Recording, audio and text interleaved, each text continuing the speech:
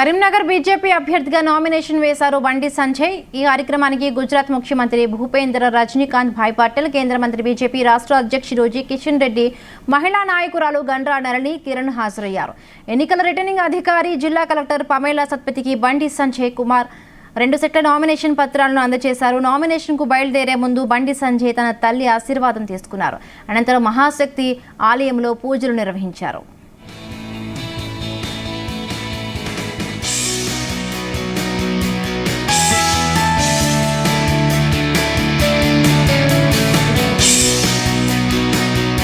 అభ్యర్థులు పోటీ చేస్తున్నామన్నా Congress, TRS, Bharatiya Janata party. ఇలా కరీంనగర్ పార్లమెంటు నియోజకవర్గ ప్రజలకు నేను అప్పీల్ చేస్తున్నా. నేను మీ బిడ్డను పక్క లోకల్ మీరు తయారు చేసిన కరీంనగర్ కాషాయపు బిడ్డను మీరు పెంచి పోషించిన కరీంనగర్ కమల పువ్వు బిడ్డను బండి సంజయ్.